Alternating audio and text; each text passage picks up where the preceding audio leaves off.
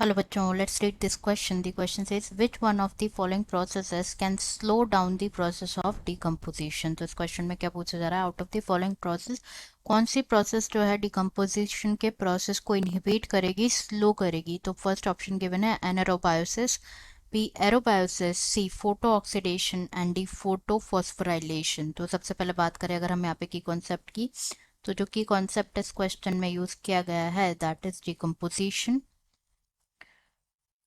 Decomposition, तो decomposition के बारे में अगर हम डिस्कस करें डिकम्पोजिशन प्रोसेस के बारे में, तो बेसिकली होता क्या है, break down of complex inorganic matter का as well as in loosening of the soil. तो होता क्या है, जो डिकम्पोजर्स होते हैं, डिकम्पोजर्स होते हैं, वो क्या करते हैं, ब्रेक डाउन करते हैं कॉम्प्लेक्स ऑर्गेनिक मैटर का, कॉम्प्लेक्स ऑर्गेनिक मैटर का into the inorganic substances, into the organic substances like carbon dioxide, water and nutrients. इस प्रोसेस को क्या बोला जाता है, डिकम्पोजिशन बोला जाता है. तो डेड प्लांट्स के रिमेन्स जो होते हैं, जैसे कि leaves, such as leaves, barks, flowers and dead remains of animals including, जैसे उनका फीकल मैटर जो होता है, faecal matter, it constitute the detritus, जो कि रॉ मटेरियल होता है फॉर डिकम्पोजिशन. एंड जो इंपॉर्टेंट स्टेप होती है in the process of decomposition, this are fragmentation, then leaching, catabolism,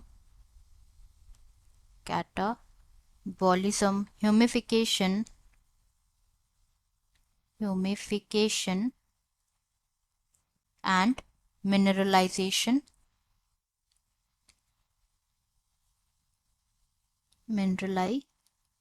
तो ये इंपॉर्टेंट प्रोसेसेस होते हैं किसमें, these are the important process of decomposition. तो जो डिकम्पोजिशन है ये एक लार्जली एक ऑक्सीजन रिक्वायरिंग प्रोसेस होता है.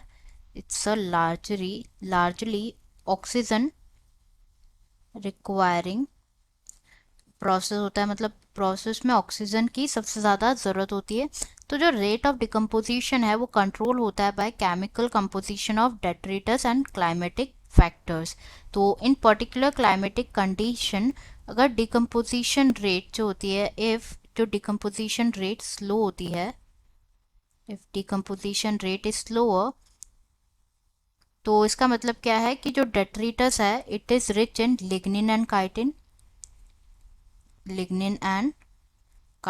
रिच डेट्रीटस है. एंड अगर क्विकर होती है तो इट मीन्स जो डेट्रीटस है is rich in nitrogen and water soluble substances, जैसे कि शुगर.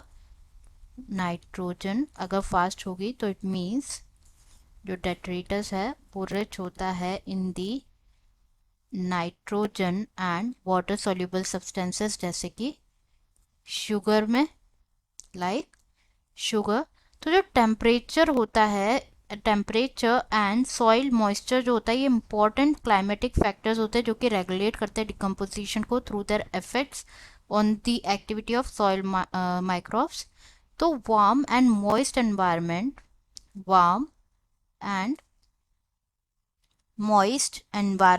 फेवर करता है डिकम्पोजिशन को, एनवायरनमेंट फेवर करता है डिकम्पोजिशन को. मतलब इस ड्यूरिंग दिस एनवायरनमेंट जो डिकम्पोजिशन है वो अच्छे रेट पे होता है. वेर एज लो